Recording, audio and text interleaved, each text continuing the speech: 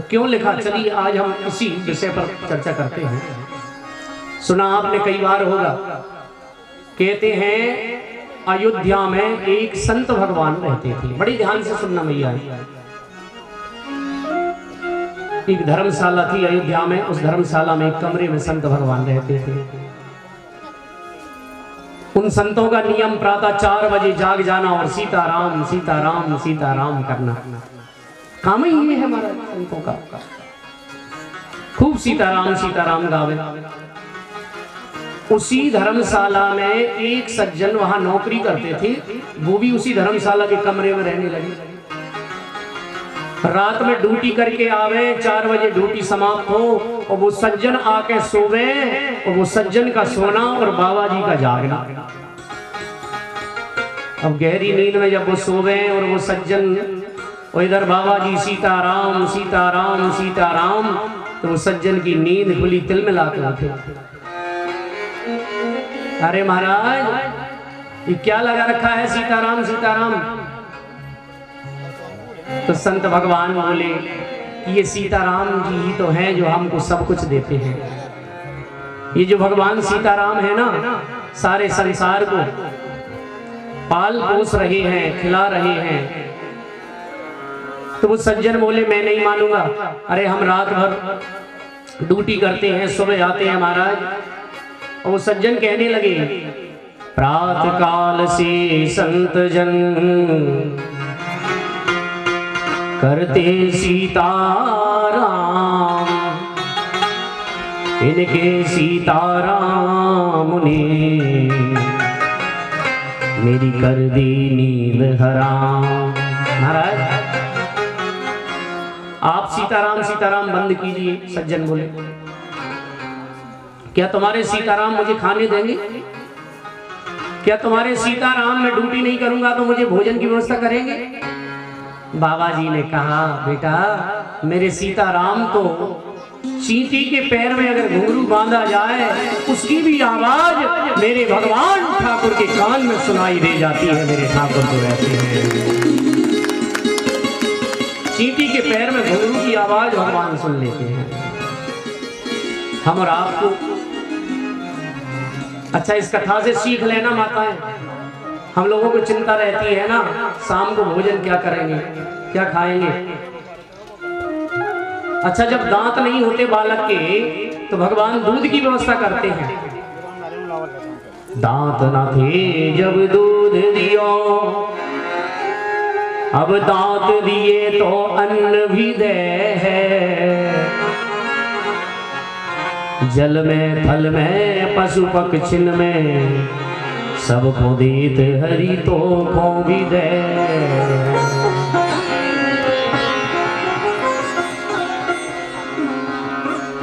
सज्जन बोले कि तुम्हारे सीताराम हमको भोजन देंगे?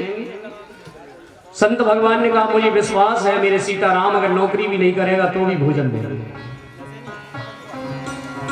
तो सज्जन बोले कि अब सोएंगे बाद में, पहले ये बात पक्की कर लें कि तुम्हारे राम मुझे देंगे कि नहीं देंगे। शर्त लगाओ आज, अगर तुम्हारे राम ने सायंकाल तक का समय है, समय शाम तक का, अगर तुम्हारे राम ने मुझे भोजन करवा दिया तो मैं तुम्हारा चेला बन जाऊंगा, बाबा जी बन जाऊंगा। और अगर तुम्हारे राम ने मुझे भोजन नहीं करवा पाए तो बाबा जी ये दाढ़ी आड़ी सब कटवा के मैं अपने जैसा तुम्हें बना लूंगा। अब तो बाबा जी ने कहा कि मुझे मेरे प्रभु पर विश्वास है, मेरे ठाकुर पर मुझे विश्वास है। और वो सज्जन जंगल में गए, कहां? जहां नितांत जंगल है। जंगल में जाकर के वो सज्जन, जहां कोई जाता ही आता नहीं था, और वहां जाकर के एक बरगद या पीपल के वृक्ष के ऊपर जाकर के बैठ गए। और महाराज जब वो बैठे, मेरे राम अब देखते हैं कहां से उसको भोजन देते हैं। कुछ बंजारे गाड़ी बैल से उसी रास्ते से चले जा रहे थे कि दोपहर के 12 बजे बंजारों ने विचार किया कि महाराज आज दोपहर का समय है, उसी जंगल में उसी रास्ते से निकले और पीपल के वृक्ष के नीचे उन्होंने आसन लगा दिए और भोजन बनाया। अब ये सज्जन ऊपर बैठा है, सोच रहा है कि बाबा जी की बात कुछ सच होती दिखाई दे रही है, लेकिन कहने लगा कि हम बोलेंगे ही नहीं, हम बात ही नहीं करेंगे तो हमें कौन भोजन कराएगा। महाराज, बंजारों ने भोजन बनाया और भोजन कर ही रहे थे। इतने में बंजारों में हलचल मची कि कोई डाकू आ रहे हैं, डाकू आ रहे हैं। तो बंजारों ने वो भोजन जो बचा हुआ था वहीं छोड़ करके वहां से भाग गए। डाकुओं ने आकर के उस पेड़ के नीचे देखा कि यहाँ तो अभी अभी अग्नि जल रही है और ताजा भोजन रखा है। भगवान की कितनी बड़ी कृपा, आज हम बड़े भाव से भोजन करेंगे। और महाराज, भोजन करने के लिए जैसे ही डाकू आगे बढ़े, डाकुओं का सरदार बोला, हो सावधान, भोजन मत कर लेना। डाकू बोले, क्यों महाराज? अरे बोले, यहाँ जंगल में कौन भोजन रख गया? सोचो, अरे इस भोजन में कोई जहर मिला के गया है, किसी को हमारे आने की खबर है, हम अगर भोजन को खाएंगे तो हम मर जाएंगे।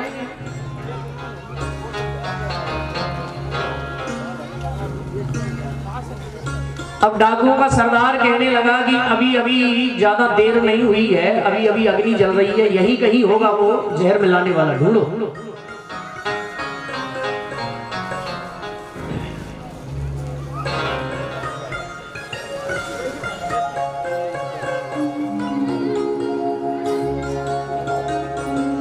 डाकुओं का सरदार कहने लगा कि अभी ज्यादा देर नहीं हुई है, यही कहीं होगा वो जिसने जहर मिलाया है भोजन में। आपस में डाकू चर्चा करने लगे कि अगर वो मुझे मिल जाए तो ऐसी गोली मारूं कि सीधा नीचे आ जाए। अब ये छुपा बैठा था, इसने सोचा कि कहीं मेरी ऊपर नजर ना पड़ जाए, नहीं डाकू मुझे छोड़ेंगे नहीं। अब इसने जैसे ही हलचल मची, एक डाकू बोला कि मुझे मिल जाए तो एक गोली में ही नीचे आ जाए महाराज। अब पत्ते हिले। डाकुओं का सरदार बोला, देखो देखो वो बैठा है, मैंने कहा था ना इसी ने जहर मिलाया है, हाँ नीचे आ। अब वो कहता है, महाराज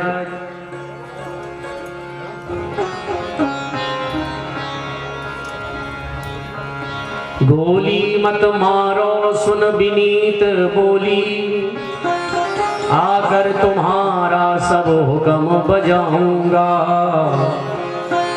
संग में रहूंगा, सेवा सब करूंगा, जो भी कहोगे बोझ सिर पे उठाऊंगा। डाकुओं का सरदार बोला, नीचे उतर, नीचे, तूने ही जहर मिलाया है। वो बोला, महाराज नीचे तो मैं उतर जाऊंगा, लेकिन मुझे मारो मत। और मैं कसम खा के कहता हूं कि जहर भोजन में नहीं मिला है और मैं इस भोजन को मैं नहीं खाऊंगा, क्योंकि मैंने प्रण लिया है।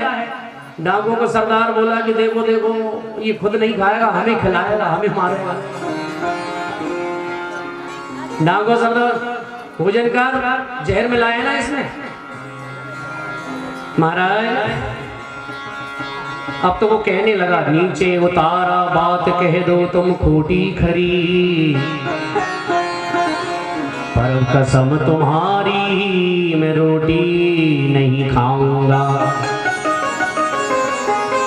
जब वो उस भोजन को नहीं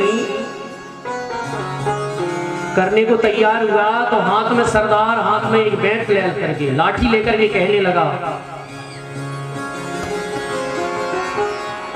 हाथ में तब बैत ले दस्यु सरदार बोला, आज रोटी तुम्हें मार मार के खिलाऊंगा।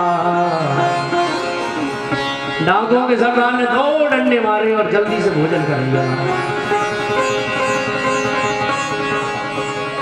अब तो रोने लगा कि महाराज बहुत बड़ी गलती हो गई आज। मैंने एक साधु बाबा से कहा था कि तुम्हारे राम अगर मुझे जंगल में भोजन दे देंगे तो मैं तुम्हारा चेला बन जाऊंगा। तो वो बात सच तो हो गई। तो भगवान जब खिलाते हैं तो डंडा मार मार के खिलाते हैं। 4 डंडे और पड़े भोजन न करे। डाकुओं ने जब पता किया कि ये वास्तव में सच बोल रहा है, तो वो जो डाकुओं का सरदार था, कहते हैं चोरी डकैती छोड़ करके वही फिर संत बने वो डाकू, और नाम उनका नाम क्या पड़ा? श्री मलुकदास जी महाराज। तो उन्होंने ये दोहा लिखा है, अजगर करे न चाकरी पंछी करे न काम, दास मलुका कह गए सबके दाता राम। बोलिए बाके बिहारी लाल की, भक्तवत्सल भगवान की।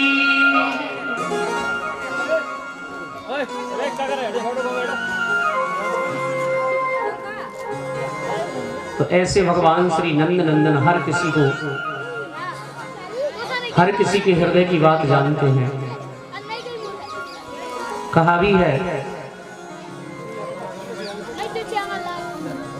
आज हिरण्यकश्यप ने ढिंडोरा पिटवाया कि कोई भी नारायण नाम नहीं लेगा तो उसे सूली पर चढ़ा दिया जाएगा। लेकिन उनका जो सबसे छोटा बेटा है, जिसका नाम है प्रहलाद, प्रहलाद का मन तो भगवान से लगा हुआ है। प्रहलाद गुरुकुल में पढ़ने जाते हैं तो वहां भी असुरों के बालकों के बीच में बैठे बैठे माला भजन करते हैं, माला लेकर के भगवान का भजन करते हैं।